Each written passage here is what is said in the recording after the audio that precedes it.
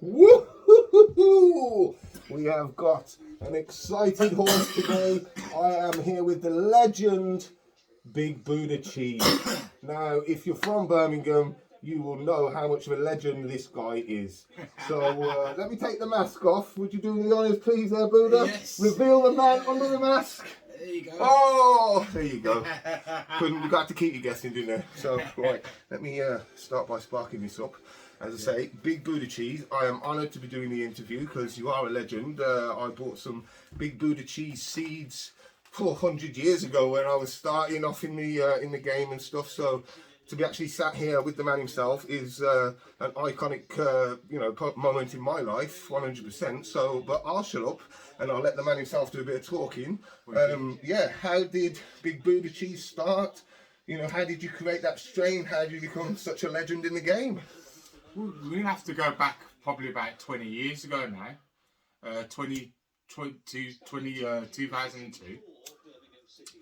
And basically, cheese was something that we used to score. And we used to get like weed off a few people around our area. And every now and again, one grower would have like cheese and stuff.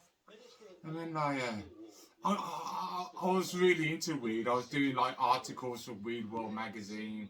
I had a little grow where I took photos and stuff, and I just took it from there basically, and I eventually started growing weed, and then 2004 I got a clone of cheese from a guy from this magazine called Red Eye magazine, and it was one of the original Exoduses. That's no worries, I can pause it up there. There we go, slight interruption there, but we just keep it real. Raw dog, one cut, we don't edit, it's just two guys having a chat, having a smoke informally, so I'll let you carry on where you was, mate. No worries. So eventually I got the clone. The original cheese, the one that everyone loved. Original Exodus cut. And like basically from then, I knew to do something with it. Because with that weed, with that cheese, you knew that you were special. You knew that you could sort of, whenever you grew it, it always sold out. And so I kind of give it the big picture, and the big picture was to make sort of seeds, and to get it out into the world really, for the world to taste, and then. So that really boosted things up when I won the Amsterdam Cannabis Cup 2006 for the Big Buddha Cheese, and then also with the blue cheese as well. Fire, both strains of fire. Fire, and from then the popularity in Holland, because at that time I was living in Holland, and before 2006. I was giving people cheese clones, coffee shops, and they go, oh no, I don't want to grow it. I just want to grow Northern Lights. I just want to grow power plants. And then all of a sudden I win the cup. And then all of a sudden, oh, have you got that cheese again? Have you got that cheese again? And then afterwards it just got to like an epidemic in Amsterdam, where literally you could go into any coffee shop and Big Buddha cheese or the cheese would be on the menu. So that caught on really well, and then what that led me to do was increase the repertoire of seeds, and at the same time I met Ariane of the greenhouse. Yeah, strangers, yeah. Is that how you pronounce it, Ariane? Ariane, I've been calling him the whole name over these years. Yeah, and he took the cheese on for the coffee shops. But he also says to me, look, because you've helped us with the cheese, with our cheese, we're going to show you how to make feminized seeds, and we'll make your first batch of feminized seeds for you. Yeah, from strain hunters themselves. Yeah, from the master himself. Legend after legend in your stories. And so we've always kept a close relationship to this day with the guys from Greenhouse, and they do some excellent work, and he's one of the the goats. Yeah, 100%. the business, Pioneer yeah. in the whole of the cannabis Yeah. industry in the world. Yeah, You know what him and Franco were doing we're doing. was, Yeah. you know, was basically Killer. saving strains from going Yeah. extinct. You know, literally like what WWF do with animals, they Yeah. were doing it with cannabis strains, and Yeah. you've got to rate them. Rest in peace, Franco, as well. Yeah, rest in peace, Franco, man. But like they taught me a lot in the seed business, and including like how to feminize, and like also helped me with like strains, helped me with like new genetics and things at the time. And eventually, we went into business and started this company, Big Buddha Seeds, and then that's just been like a roller coaster of a ride. We've been able to travel everywhere. I've lived in Ibiza for the last 10 years, and then also just been sort of traveling around the world, just pushing the cheese name.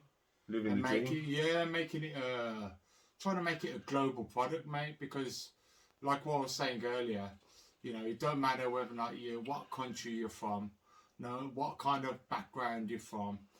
You know, weed doesn't hold any borders, No barriers no whatsoever. nothing. Yeah, 100%. So whatever colour you are, race, poverty, rich man, poor man, it don't matter. It don't matter. Good weed is good weed. Yeah, 100%. And so, you know, to get that message out and get more people smoking it, and you know, every time, it didn't matter who you was, people who smoked the cheese enjoyed it. Yeah.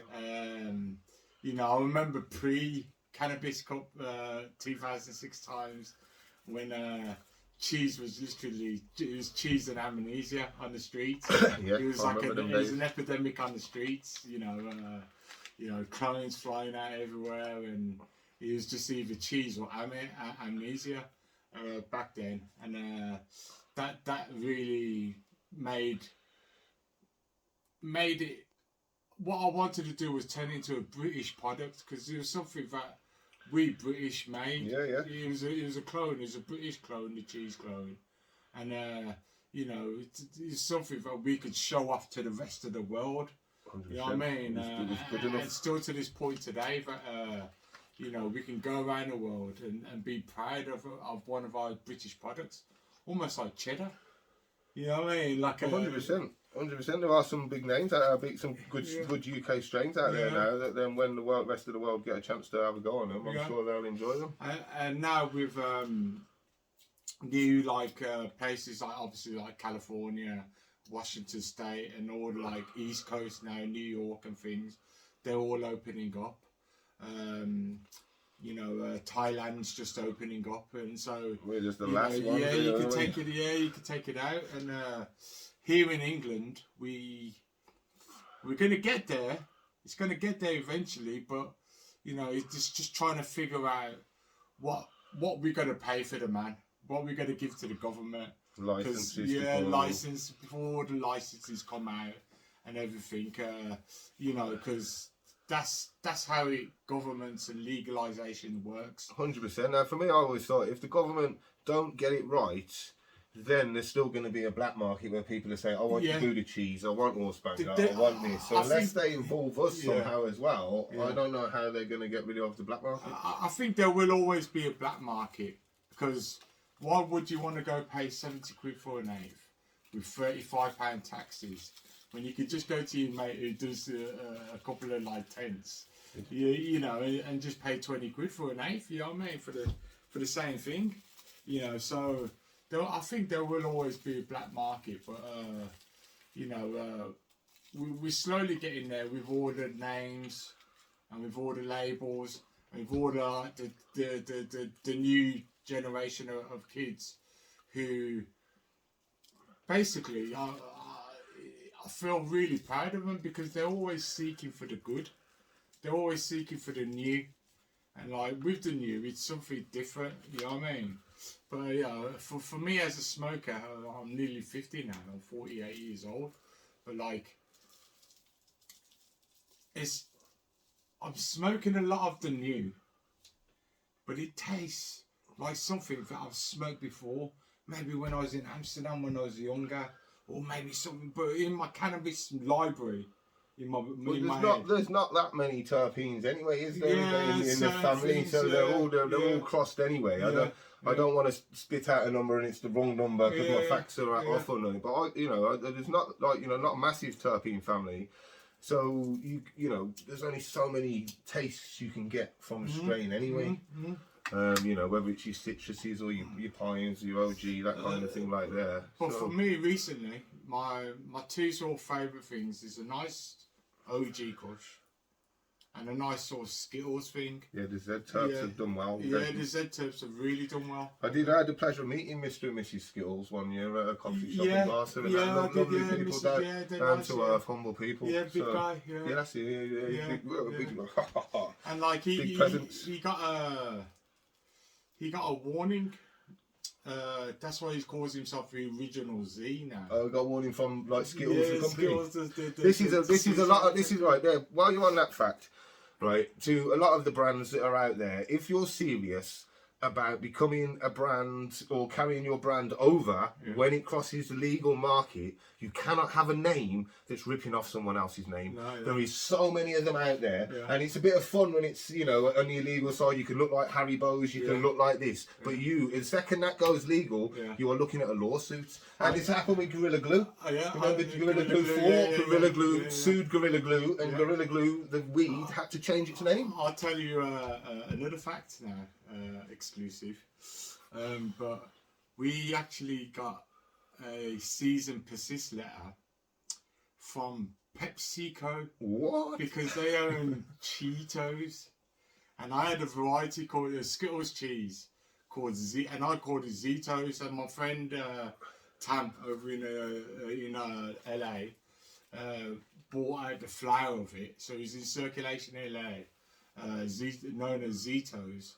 And then we got a year and a half ago, we received a cease and persist letter from PepsiCo, who are the owners of Pepsi Cola, yeah, of course, Cheetos, crisps, and a few other things. Yeah, Pepsi's a big name, man. To be writing to you. Yeah, you don't want to go. You don't. 100%. You just say yes, sir, no, sir, because they'll just bury you with their legal team. But for them to even notice your name means you're out there enough in the public eye for Pepsi to go, who's this guy? You've got to rate it for that. 100%. As I say, like at the end of the video, I will show you all of the trophies. He's one of the trophies galore up there for all the cups. There's a big article in the Evening Mail telling you how much of a gangster this guy really is. Back in the day, this guy's the true legend, pioneer in the game. So that's why I'm so excited to be here. And you're getting all these exclusive facts and name dropping Arjan and this and who lives like this, because absolute legend in the game. Yeah, no, it's a bit of a ride, and the thing is, the ride still hasn't stopped yet, and because every sort of 10, 15, 20 years and stuff, you get new generations. And so, push the boundaries more. Yeah, so there's always going to be kids who never was around when there was cheese epidemic. Yeah, of course. There'll be plenty of kids out here now watching this who have never smoked the proper cheese. Proper cheese, yeah. They might have been told they got cheese off someone else, but the original one, which was light green, a little bit sticky, that you smelt in your mate's pocket the second he walked in your house. You didn't have to crack the board and come over here. You'd smell, even a 10, you'd smell it on him the second he walked through the door. You go, that is the real cheese. Yeah. And then somehow it died out. People just crossed it. It was always offensive, right? And even to this point when you still grow it, like the last 3-4 weeks, it just stinks like the whole two carbon filters and everything if you're messing with cheese. Yeah. But now's the perfect time because the flavour game's got so good. And everyone, you can't mess with cheese's, taste or its smell and its power. Yeah. So to bring back the original cheese, you know what I mean? Now's the time to show these new ones.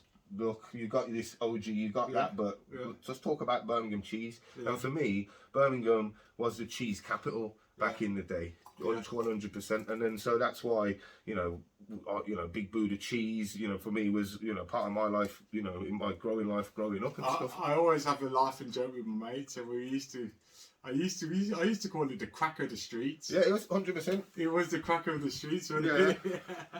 That's it, crack weed. And then when people are smoking that, they don't want to go back to Ami, Nothing, and they don't yeah, want to go. yeah. And then they brought out that horrible sandblasted Dutch stuff that was all gritty in your teeth, and I don't even know how that was. What happened with that? I don't. And another thing as well, with the UK, we got a culture of spliffs, which is like weed and fags and tobacco. Yeah, the new ones don't like it, do they? The young ones now. And with the cheese. They laugh at us now. I've just put fag in mine, and I'll probably get hate on it. Like, no doubt, someone will hate on the fact I put a fag in it. Yeah, everyone's. But enjoy, as long as you're enjoying it. If you smoke it pure, you smoke it with a bit of cigarette, whatever. As long as you're enjoying the plant, and you know, each to their own. But the cheese would always overmatch the taste of the fag. 100%. I can taste it because I smoke it with it. I can taste whatever flavour the body is through the tobacco. Now, if I smoke a pure, it's harder for me to distinguish the terps because I'm not used to pure. So it just tastes like a blunt to me. Whereas, like, basically what I've heard is when you quit the tobacco and you smoke pure, it takes you about 2 weeks before your taste buds kick into it. So then you can go, oh, that's a nice weed and that's a nice weed. And to me, I've got baby lungs, so you know, if I start smoking them pures, I'm coughing after 3 drags and choking and all the rest of it, sweating and all that. So just like just leave me be. Old dog, new tricks and all that. I'm old school. Put a bit of tobacco in it. Do you know? So yeah, madness. But so where, as you said, the journey's not over. Where do you see, or where do you want Big Buddha to go in the foreseeable future? I started off my new company because I had to split from the old company, the company I founded about a year ago, and I started off anew. All my growers who produced seeds for me, because I get them made in Spain, they all backed me. Come with you. And they all come with me now. Nice, so they all work for me and for me only. Big things. And then I've started to do, I called it the Big Buddha Family Farms.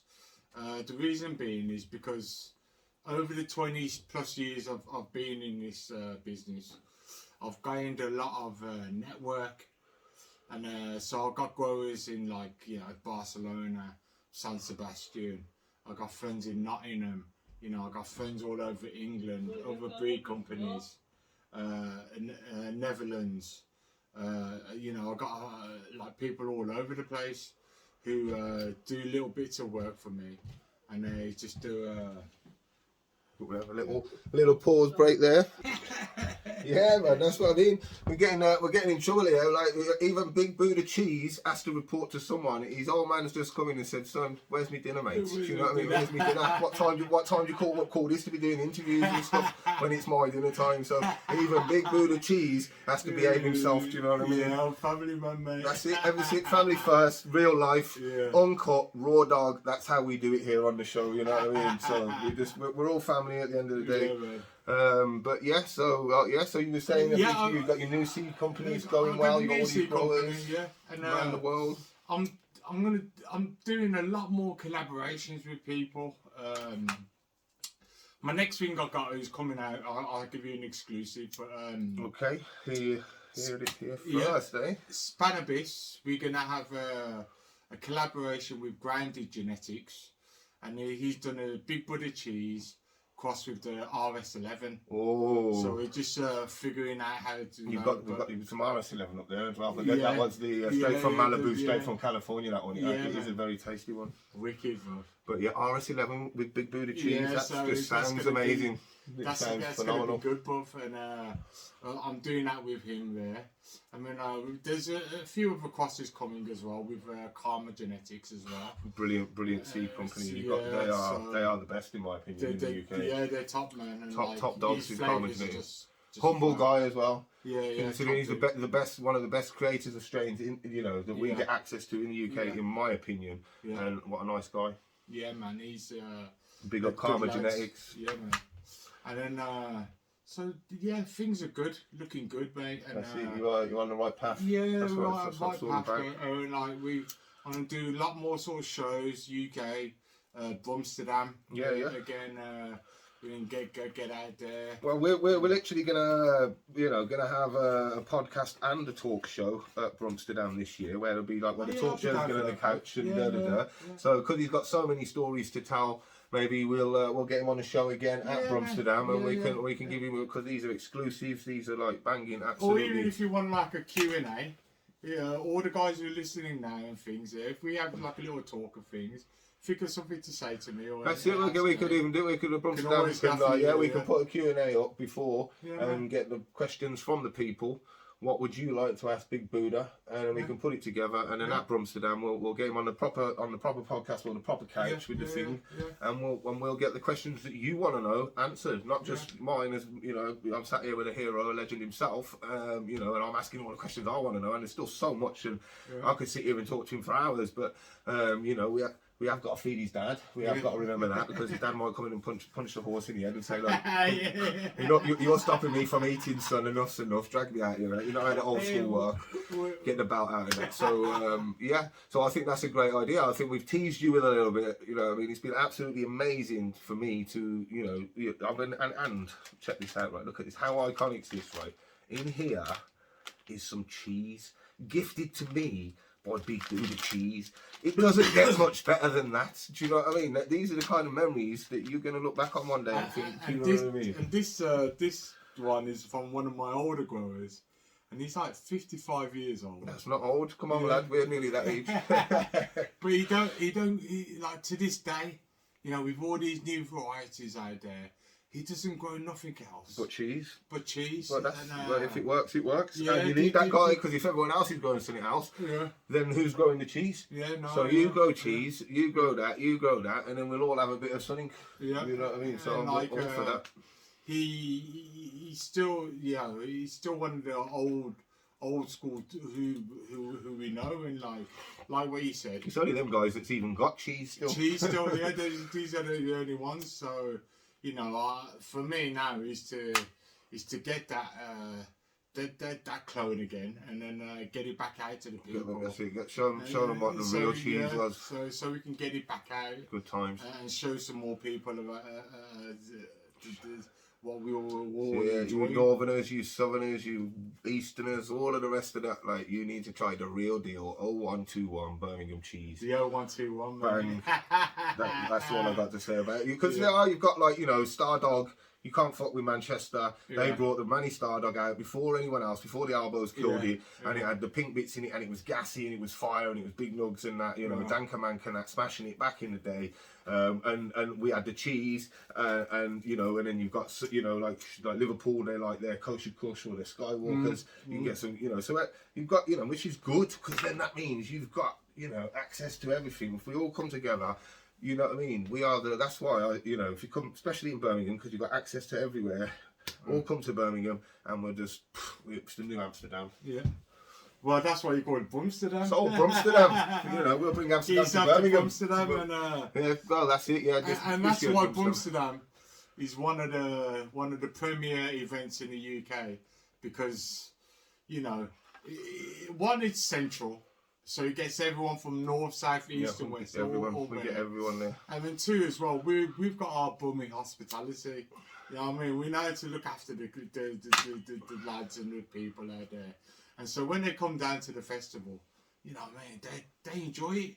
And so that's why I'm going to give them big respect to the Horseman for pulling off such a good event. And you know, it can only get bigger and better. Yeah, we've got some amazing new stuff lined up this year. We haven't announced everything yet, but the stuff we have announced, you know, we've got a little bit of you know, a few friendly bouts of exhibition boxing for charity.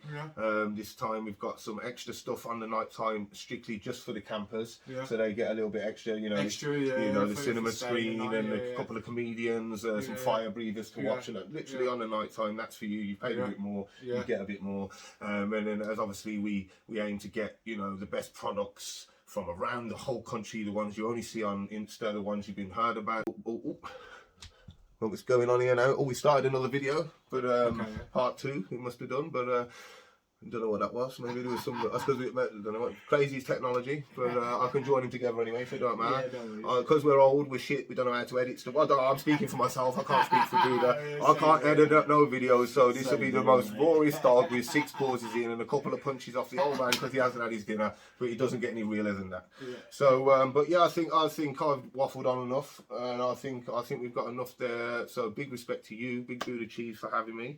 And yeah, let's get ready. What I'm gonna do do is I'm going to show you a few photos, we'll and you do can that take now, a yeah. few photos, I will and do. I'll speak over the background of them. Let me pause this, then I'll pause this so we can get.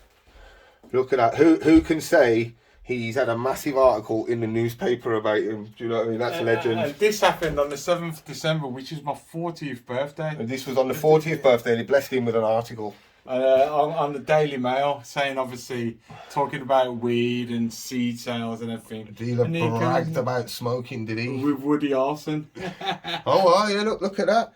See, that's how much a legend this guy is. He knocks about with people like that. You get me? I still to Where this is he day I like the- see flooding the UK with cannabis seeds sold openly on your heart. They love a good time. Huge risk in skunk-triggered illnesses that's still to this day undocumented, and you know what I mean. It's more health medicinal than any of the drugs they got out there. But apparently, it triggers illnesses. Well, that's news to me. But anyway, go on, tell us about this.